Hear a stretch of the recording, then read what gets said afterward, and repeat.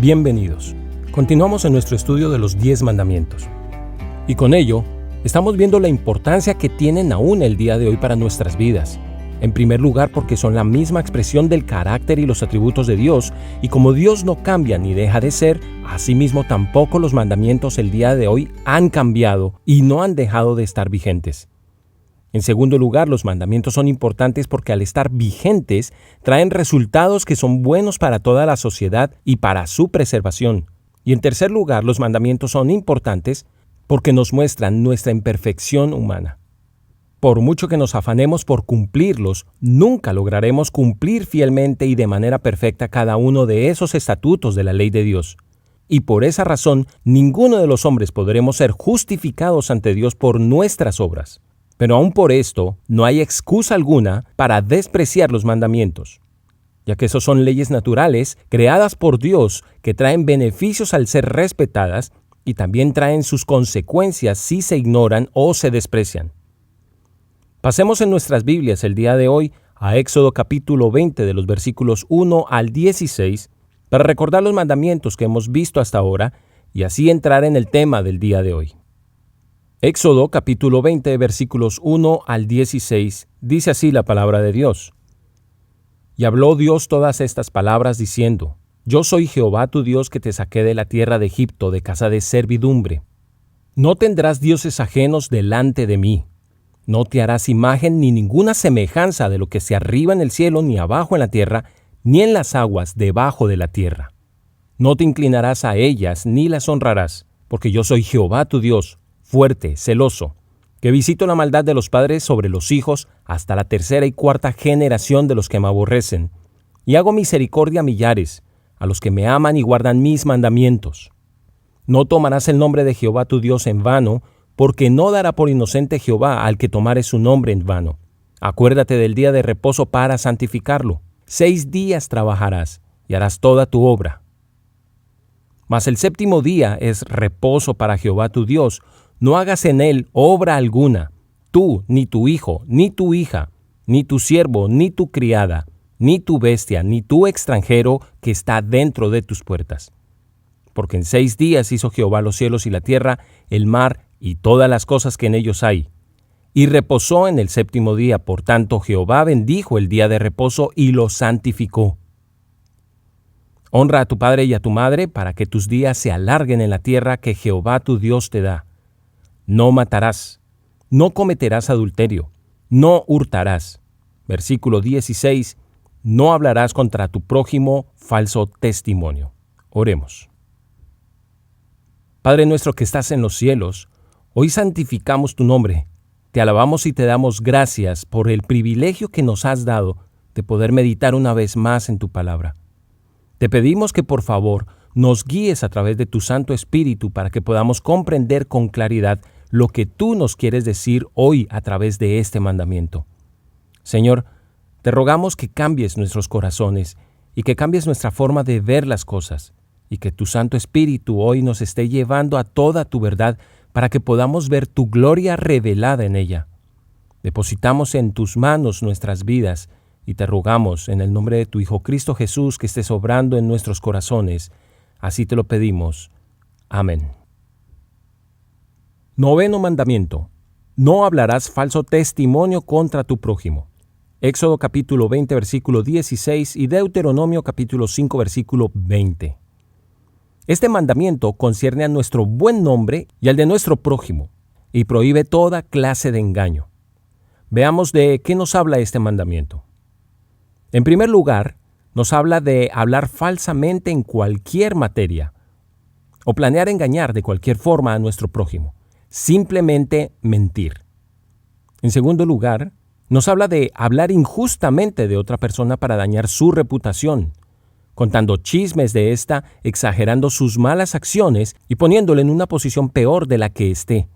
todo con el único fin de aumentar nuestra propia reputación a costa de la de nuestro prójimo, simplemente difamación. Y en tercer lugar, nos habla de dar falso testimonio ante un tribunal. Esto es lo que se conoce como perjurio. Mentir aun cuando se está bajo juramento. Es mentir contra otra persona culpándole de cosas que ignora, difamándole o calumniándole. Si la gente da falso testimonio dentro de un tribunal, no puede haber justicia, y sin la esperanza de justicia no podremos tener una sociedad que viva civilizadamente y en paz. No obstante, el mandamiento claramente trata sobre la verdad en general y no solo en un tribunal. Todos estaríamos de acuerdo en decir que la verdad es, seguramente, el más importante de todos los valores morales humanos para la sociedad, ya que prácticamente todos los males sociales, desde las divisiones entre amigos hasta las guerras, se han basado en falsedades y en el engaño. La maldad masiva no sucede porque muchas personas quieren ser crueles, sino porque se alimentan de mentiras que las convencen de que lo malo en realidad está bien.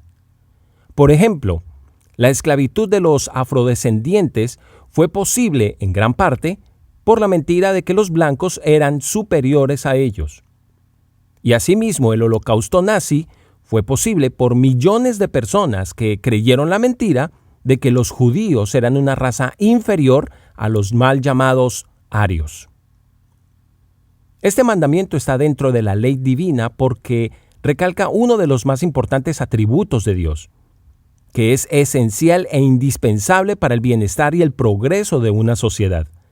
Nuestra sociedad podría subsistir sin la robótica, sin las telecomunicaciones, sin el desarrollo espacial o sin la computación. Pero nunca lo podrá hacer sin respetar la verdad, tanto dentro como fuera de los tribunales. Dios es muy firme con esto, ya que al ser la verdad uno de sus atributos, todo lo que sea contrario a esta o atente contra ella, se constituye para Dios en un pecado contra su propia naturaleza santa, justa y perfecta. Por eso en el Antiguo Testamento, cualquier delito que se trataba ante la justicia debía de contar como mínimo con 2 testigos. Y si se comprobaba que un testigo había pronunciado un testimonio falso, entonces a esta persona se le imponía el mismo castigo que le habría correspondido al acusado en caso de ser declarado culpable. El castigo para quien daba un falso testimonio era el mismo castigo que hubiese recibido el acusado si la mentira hubiese sido aceptada. Es decir, que en el caso de un crimen que ameritase la pena de muerte, el testigo falso recibía la pena de muerte como consecuencia de su falso testimonio. Usted puede ver esto en Deuteronomio capítulo 19, de los versículos 15 al 21. Y esto no es para menos. El engaño es uno de los pecados que claramente vemos reinar en el corazón de todos los hombres a muy temprana edad.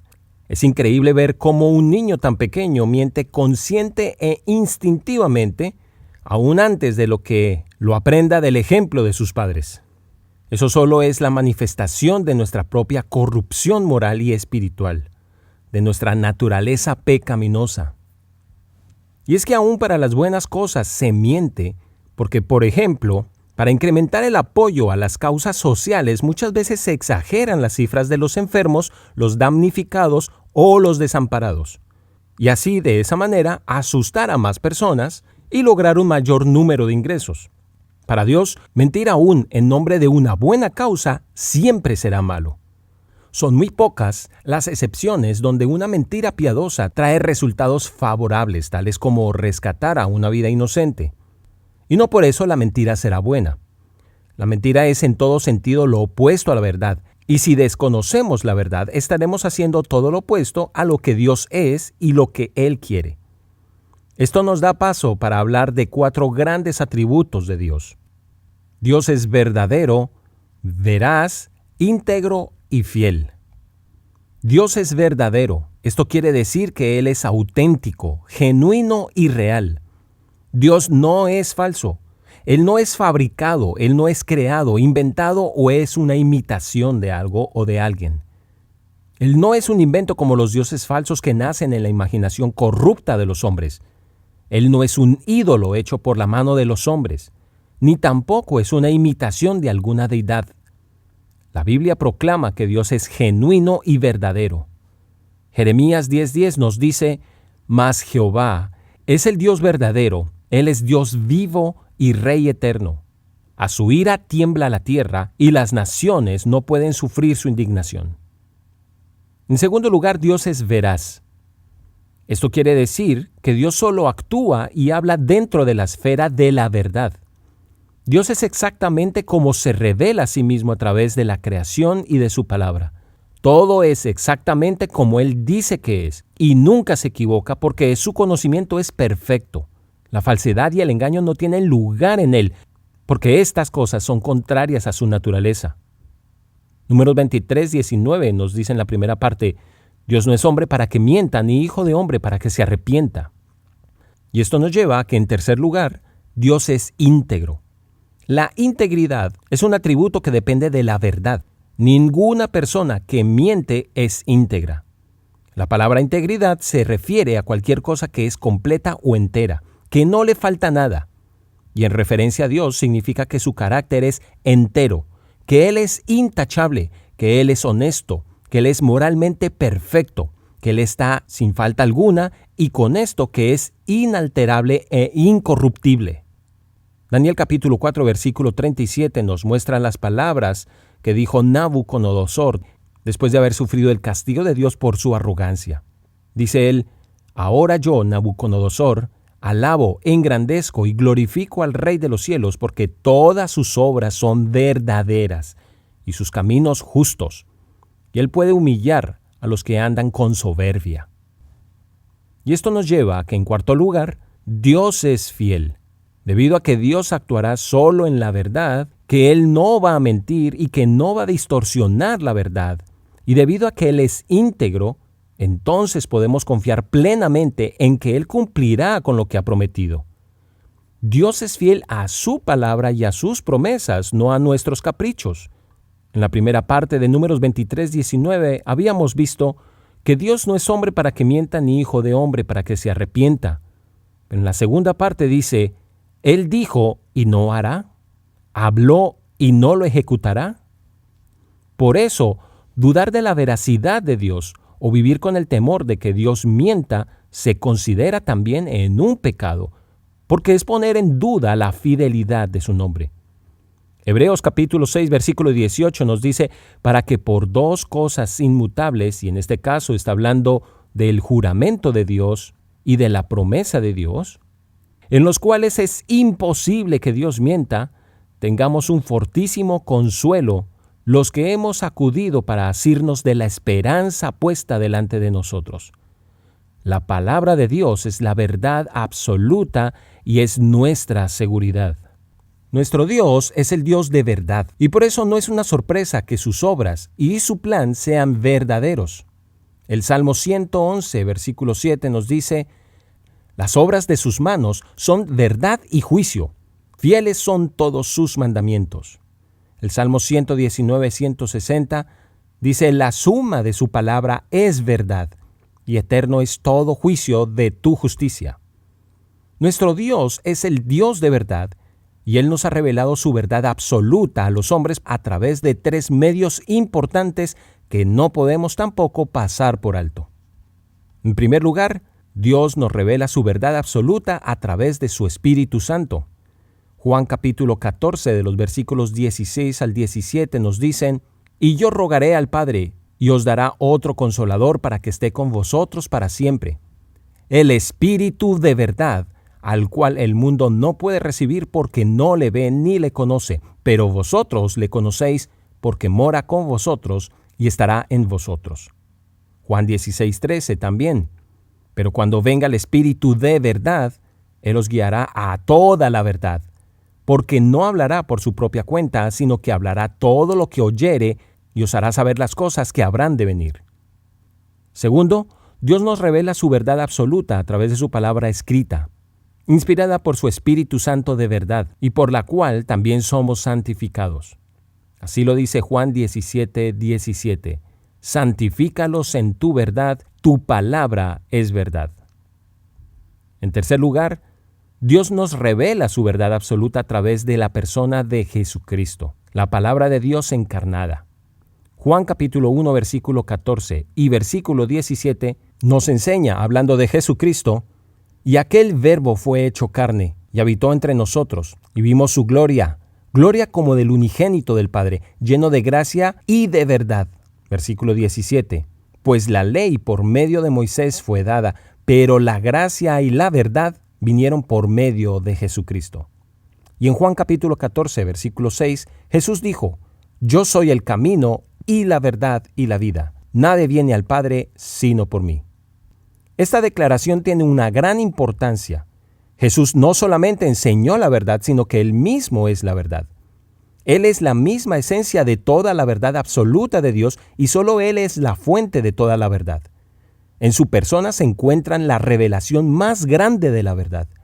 Nuestro Dios es el Dios de verdad y todos sus caminos, todos sus planes, todas sus obras y todas sus palabras se encuentran dentro de la esfera de la verdad.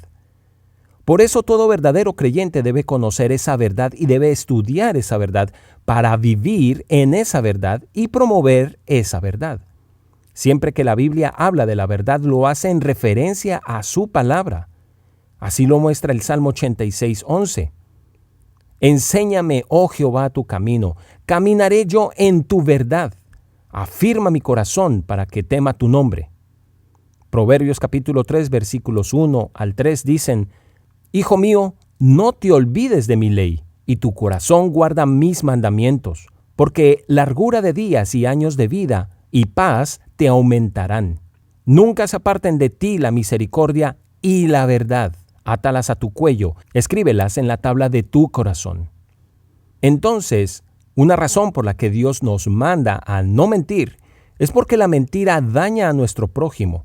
Pero la más importante es porque la mentira, el engaño y la falsedad son totalmente contrarios a la naturaleza de Dios. El Padre es verdad, el Hijo es la verdad y el Espíritu Santo es el Espíritu de verdad. Y si somos salvos por Él, lo somos por la verdad de su palabra. Y si consideramos que somos verdaderos hijos de Dios, entonces esa nueva vida que está relacionada con Dios se debería basar en la verdad. La Biblia nos enseña claramente que todo lo contrario, el engaño y la mentira, no son de Dios, sino que son la principal característica de Satanás, el padre de mentira. Pase conmigo por un momento en su Biblia a Génesis capítulo 3, versículo 1, y vea cómo Satanás engañó a Eva. El versículo 1 dice, con que Dios os ha dicho, no comáis de todo árbol del huerto. Esta fue una mentira de Satanás por ser una verdad a medias. Dios le prohibió al hombre comer de un solo árbol del huerto y no de todo árbol del huerto. La mujer lo sabía y por eso refutó inmediatamente la verdad a medias de Satanás, porque conocía la verdad.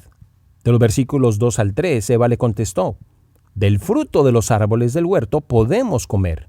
Pero Satanás no se dio por vencido y volvió a torcer las palabras que Dios les había dicho. No moriréis, sino que seréis como Dios. Versículos 4 al 5. El engaño de Satanás siempre será sutil y sus palabras siempre tuercen la verdad de Dios. Con esto vemos que la verdad deja de ser verdad cuando es adulterada solo en una mínima parte. Las verdades a medias nunca son verdad en gran parte, sino que Dios las considera directamente como una mentira y por esa razón el Señor Jesucristo contrapuso con su verdad todas las verdades a medias con las que Satanás le atacó en el desierto. Por esa razón también el Señor Jesucristo atacó con tanta severidad a los fariseos, porque ellos fueron la base litúrgica y ritual del judaísmo rabínico y ellos habían tomado la ley que Dios les había dado y la habían adulterado agregando normas y ritos para los hombres, lo que vimos hace poco como la Mishnah. Y las palabras de Jesucristo contra ellos son bastante fuertes. En Mateo capítulo 23, de los versículos 23 a 29, Él les llama hipócritas, guías ciegos, serpientes, generación de víboras.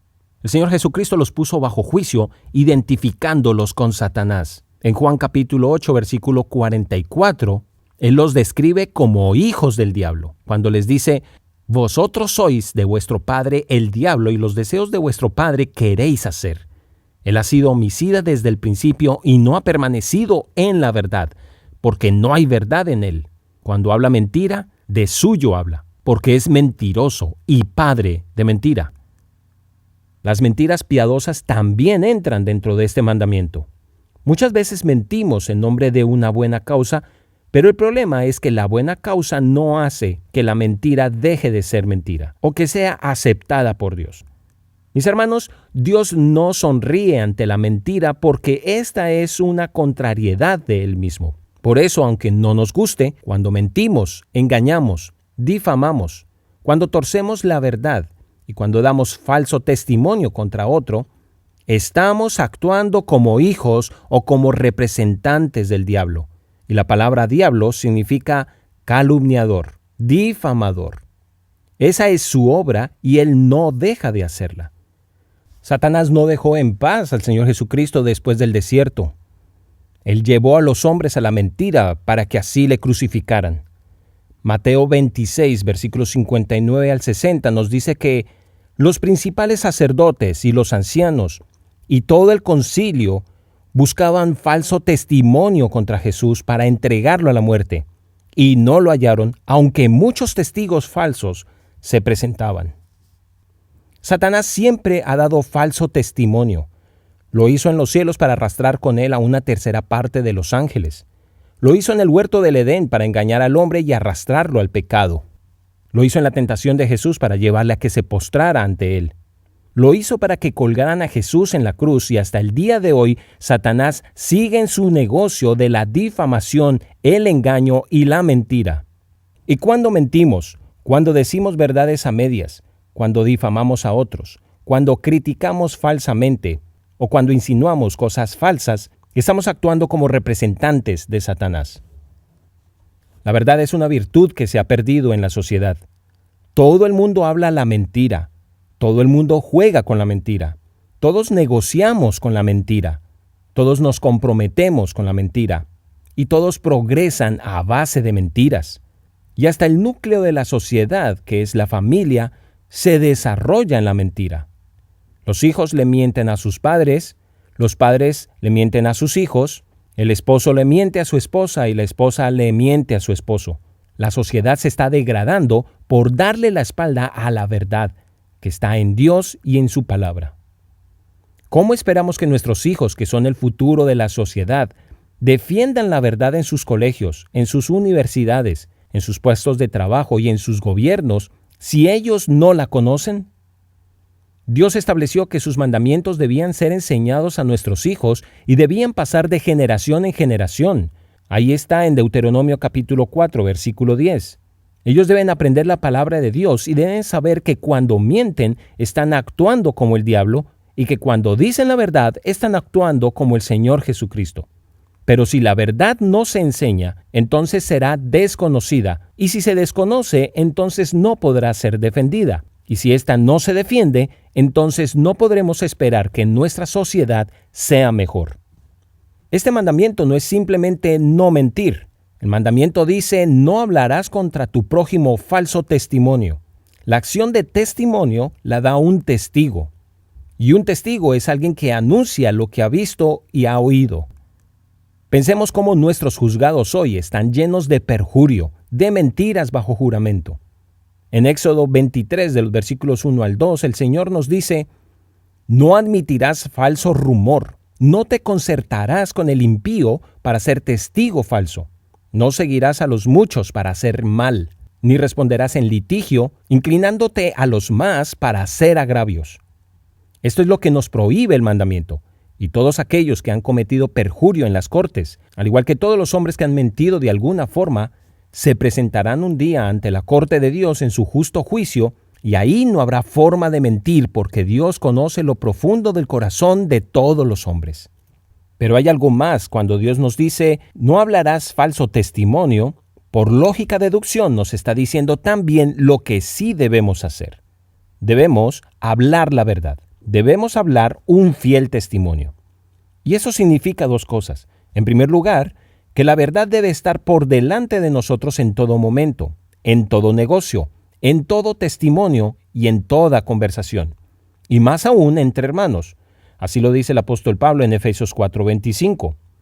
Por tanto, dejando a un lado la falsedad, hablad verdad cada cual con su prójimo, porque somos miembros los unos de los otros. Y segundo, que la palabra de Dios debe estar en todo momento en nuestra boca.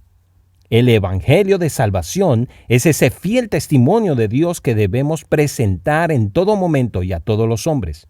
Todo verdadero hijo de Dios es también un testigo de Él. Y como verdaderos creyentes, siempre podemos y debemos vivir, hablar y promover la verdad de Dios. Pero para ello debemos primero conocer la verdad, debemos creer la verdad, debemos amar la verdad, debemos estudiar la verdad y debemos crecer en la verdad, para luego hablar la verdad, enseñar la verdad, promover la verdad, compartir la verdad y defender la verdad. Quien no dedica tiempo para estudiar la verdad de Dios será fácilmente arrastrado por cualquier pensamiento filosófico y falsa doctrina. Esto nos muestra lo delicado y serio e importante que es predicar correctamente la palabra de Dios. Mis hermanos, esto no es un juego. Los hombres necesitan de la verdad no adulterada de Dios. Pero hay muchos espiritualmente engañados por falsos pastores que promueven falsas doctrinas y falsos evangelios, que en lugar de acercar a los hombres a Dios, los tienen separados de Él y en condenación eterna. Para todos estos habrá mayor condenación, lo dice Santiago 3:1. Y por eso Pablo en 2 de Timoteo capítulo 2 versículo 15 le dijo a su joven predicador Timoteo: procura con diligencia presentarte ante Dios aprobado como obrero que no tiene de qué avergonzarse, que usa bien la palabra de verdad. Los hombres viven engañados porque el Dios de este mundo ha cegado el entendimiento de los incrédulos para que no vean el resplandor del Evangelio de la gloria de Cristo, que es la imagen de Dios. 2 de Corintios 4:4. Y por eso es muy importante que nosotros mismos conozcamos las Escrituras y juzguemos todo lo que llega a nuestras vidas a la luz de la palabra de Dios, como lo dice Hechos de los Apóstoles capítulo 17, versículo 11, donde vemos que es lo que hacían los bereanos, quienes después de escuchar gustosos el mensaje de Dios, todos los días examinaban las Escrituras para comprobar si lo que el apóstol Pablo y Silas les estaban diciendo era cierto. El gran gestor de la Reforma Protestante, Juan Calvino, dijo lo siguiente: el pueblo que no estudia la palabra de Dios confunde la herejía con la voz de Dios. Mis hermanos, el diablo es el padre de la mentira y tuerce las Escrituras porque conoce las Escrituras. Y es una pena que sea el diablo quien conozca más de las Escrituras que muchos cristianos que no se alimentan de ella diariamente. Es por eso que el estudio profundo de la palabra de Dios es tan importante para todo verdadero creyente, porque éste nos lleva a conocer cada vez más y mejor al Dios verdadero y su verdad.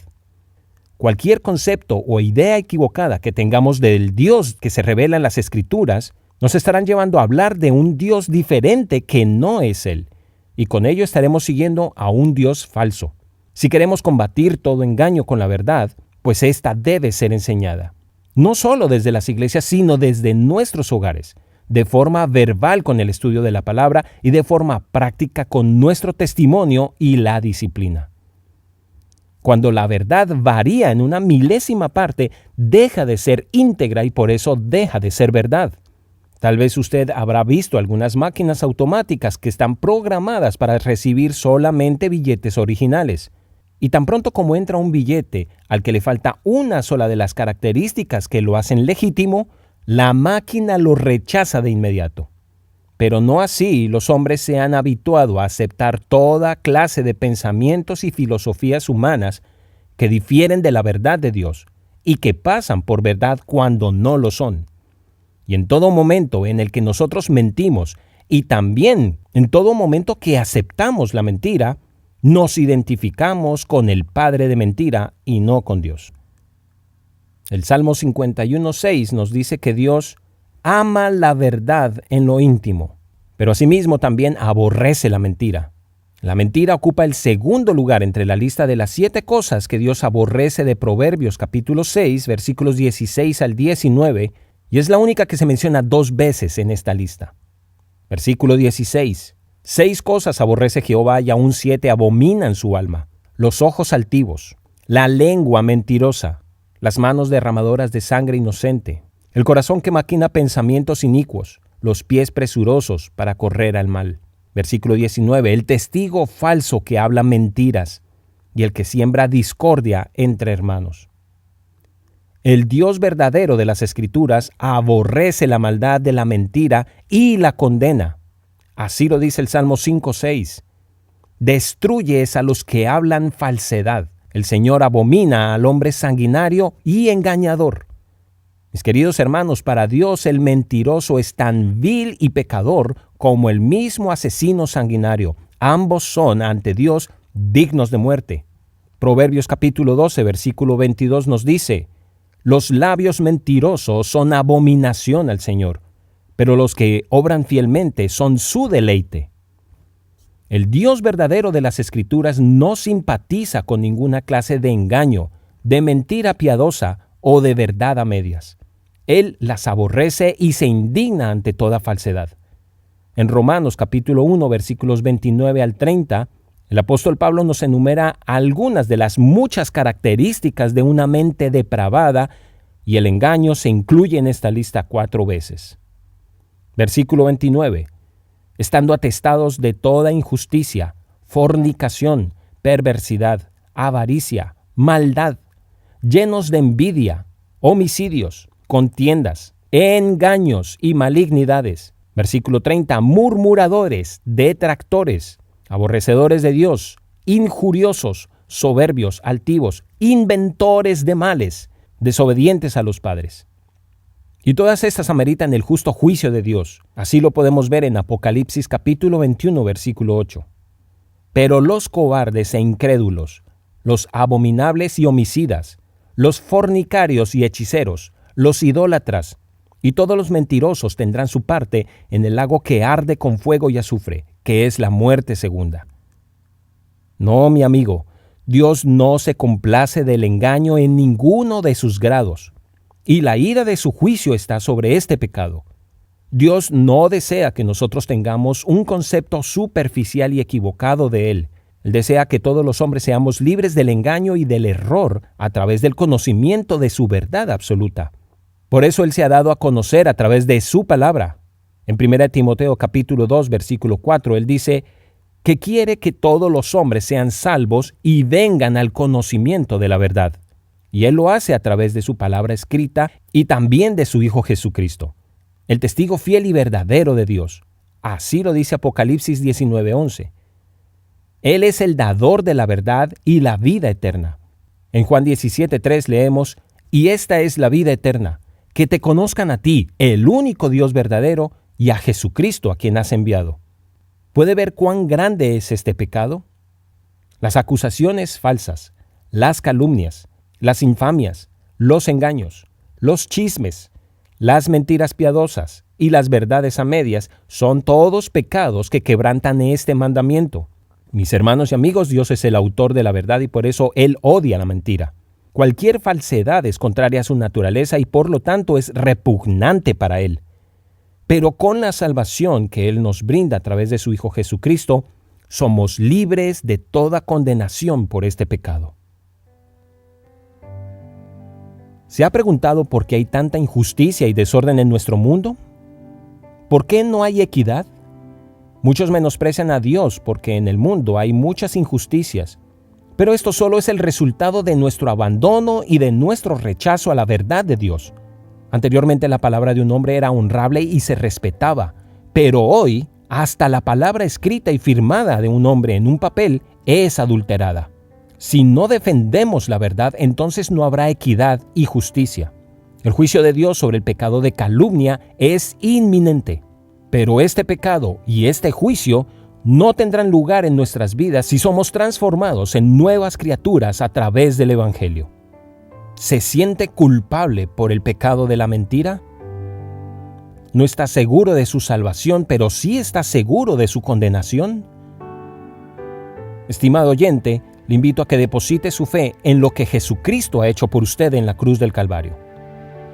Él, siendo totalmente inocente a todo pecado, fue vituperado, fue difamado, fue calumniado y fue acusado falsamente por falsos testigos que hablaron falso testimonio contra él para ser llevado a la cruz. Allí, mientras fue tratado por los hombres como el peor criminal, ocupó nuestro lugar de juicio ante el Padre. Dios cargó sobre él el pecado de todos nosotros. Todos nuestros engaños, todas nuestras mentiras, todas nuestras difamaciones, todas nuestras blasfemias, todos nuestros perjurios y todas nuestras calumnias se cargaron sobre él. Y Dios derramó sobre su Hijo la ira y el juicio eterno que nosotros debíamos recibir por nuestros labios impíos y mentirosos, matando, maldiciendo y desgarrando al Hijo de la familia divina. Cristo sufre en la cruz nuestra separación eterna del Padre para que usted, el día de hoy que está escuchando este mensaje, se arrepienta de sus pecados y busque el perdón que Dios le está otorgando a través de su Hijo. A través del sacrificio de Cristo en la cruz, Dios hace justicia de nuestras injusticias y paga el precio de nuestro castigo para podernos perdonar. Con su muerte se saldó nuestra deuda ante el Padre. Y la prueba de que su justicia ha sido satisfecha está en que el Hijo ha resucitado de entre los muertos y ahora gobierna a la diestra del Padre sobre toda la creación. Y Él es quien juzgará con vara de hierro a todos los hombres en su segunda venida.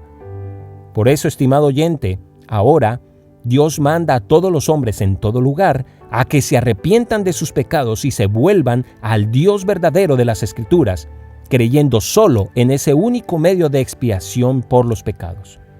Cuando usted y yo nos arrepentimos de nuestros pecados y nos apropiamos para nosotros mismos de esta obra de Cristo como nuestro único medio de justificación ante el Padre, entonces Dios nos declara jurídicamente perdonados y eternamente reconciliados con Él. Pero eso no es todo. A partir de este momento, recibimos un nuevo corazón, con nuevos deseos de hacer su voluntad, y recibimos su Espíritu Santo que nos guía a toda la verdad de Dios establecida en su palabra. Por eso todos aquellos que decimos conocer a Dios, deberíamos tener la gran responsabilidad de sacar la mentira y la calumnia de nuestras vidas regeneradas.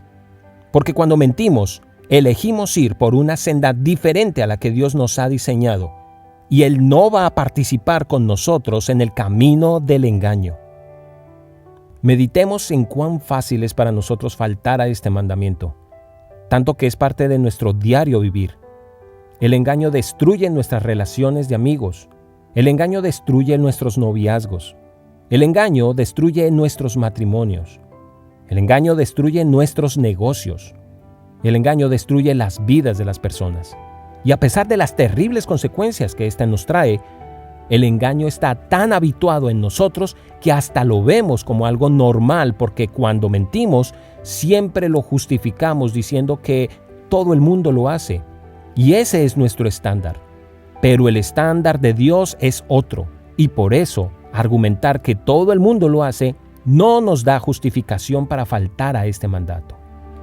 No importa lo que haga o lo que diga la gente, nosotros siempre debemos hablar la verdad, estudiar la verdad, promover la verdad y defender la verdad, porque esa es la forma como a Dios le agrada que sus hijos se comporten. Oremos. Señor, una vez más quedamos al descubierto delante de ti. No podemos culpar a otros porque también hemos fallado en cumplir con este mandamiento. Hoy hemos conocido y hemos comprendido algo más de ti, y estamos agradecidos por tu inmensa misericordia para con nosotros, por ser paciente en este tiempo y no darnos ese justo y merecido castigo por nuestros pecados.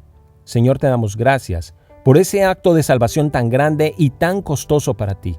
Gracias por haber hecho justicia por nosotros y por permitirnos conocer esa justicia. Hoy te rogamos por todos aquellos que necesitan de la salvación, para que seas tú directamente y por medio de tu palabra quien cambie sus corazones. Y nosotros, que ya conocemos de esa gracia, te alabamos por el regalo de la salvación, la justificación, la redención y la santificación que nos das inmerecidamente por medio de tu Hijo Jesucristo. Reconocemos ante ti nuestros pecados y nos arrepentimos por hacer mal uso de nuestra boca. Queremos ser representantes tuyos, Señor. Ayúdanos para poner la verdad delante de nosotros en todo tiempo y en toda circunstancia. Permítenos que podamos tener presente este mensaje de hoy y los mandamientos que hemos venido estudiando para vivir de la manera que te agrada y así dar testimonio para otros de lo que tú haces por medio de tu Santo Espíritu en nuestras vidas. Te alabamos y te glorificamos y te pedimos todo esto en el nombre de tu Hijo Cristo Jesús. Amén.